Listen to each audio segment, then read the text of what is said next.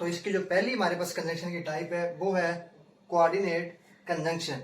ये हमारे पास 7 होती हैं, जिसको हम फैन बॉयज के एक्रोनियम से याद करते हैं। फैन बॉयज मीन फॉर,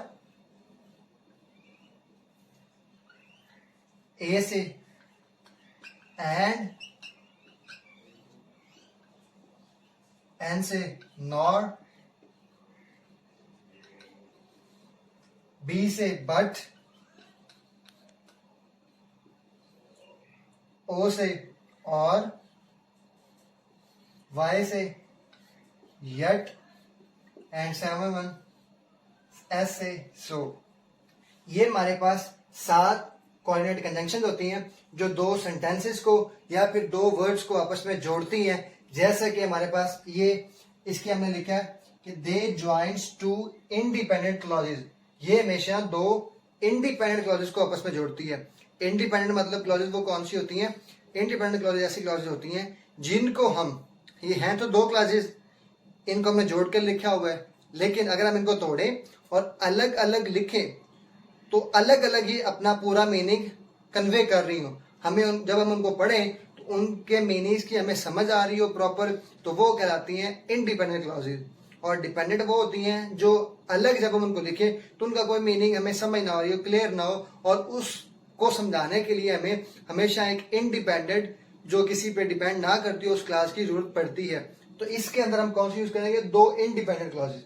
हमेशा दो इंडिपेंडेंट क्लॉजेज, या जिसे हम क्या कहते हैं टू इक्वल रैंक्स। हमेशा टू इक्वल रैंक्स का मुराद है कि दोनों इंडिपेंडेंट होगी। ऐसा नहीं होगा कि एक डिपेंडेंट होगी और एक इंडिपेंडेंट होगी, दोनों ही इंडिपेंडेंट होंगी। जैसा कि he was reading a book, वो किताब पढ़ रहा था, and I was watching a movie, और मैं मूवी देख रहा था। अगर हम इस एंड को हटाएं और यहाँ पर कॉमा लिखें, यहाँ पर हम कॉमा लगा दें, he was reading a book, वो किताब पढ़ रहा था, I was watching a movie, और मैं मूवी देख रहा था। अब क्या हुआ? अब ये दोनों सेंटेंसेस हमें अपना अपना पूरा मीनिंग कन्वे कर रहे हैं, लेकिन अगर हम इनको एक ही सेंटेंस में लिखना चाहें, हम इनको दो अलग सेंटेंसेस ना बनाना चाहें, तो हम इस कॉमे को हटाएंगे, सॉरी इस फुल स्टॉप को, इस फुल स्टॉप को हटाएंगे और यहां पर क्या लगा देंगे? इस फुल स्टॉप की जगह पर हम लगा देंगे एंड।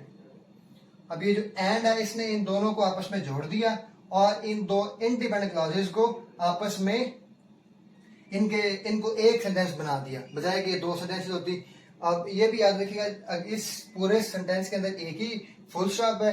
जितने फुल स्टॉप होंगे किसी सेंटेंस के अंदर, उतने ही उसके अंदर मजीद सेंटेंस बनेंगे। तो ये हमारे पास इस पूरे सेंटेंस के अंदर सिर्फ एक ही फुल स्टॉप है। इसका मतलब है ये सिर्फ एक ही सेंटेंस है, दो या तीन नहीं है। तो जब हमने ये एंड हटाया, यहाँ पर हमने एक फुल स्टॉप लगाया, तो ये फुल स्टॉप ने क्या कर दिया? इसको एक सेंटेंस के बजाय दो बना दिए। अब ये दो सेंटेंस हैं। अब देखिए जैसे he was reading a book, अब ये सेंटेंस अपना पूरा मीनिंग दे रहा है।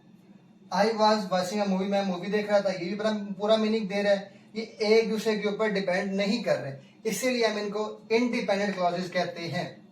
तो अब जब हम इसको हटा देंगे फुल स्टॉप को, यहाँ पर एंड लगा देंगे, तो ये एंड इन दोनों को आपस में जोड़ रहा है, इनको कंजक्ट कर रहा है और इनको दो की बजाय एक सेंटेंस बना रहा है। तो ये हमारे पास इसकी पहली टाइप थी, जो थी कोऑर्डिनेट कंजंक्शन के नाम से। और इसको याद रखने का एक एक्रोनियम हमने लिखा है फैन बॉयज के साथ होती हैं। कौन कौन सी? फॉर, एंड, नॉर, बट, और, येट और सो। इसके बाद जो हमारी दूसरी कंजंक्शन है वो है सबऑर्डिनेट कंजंक्शन।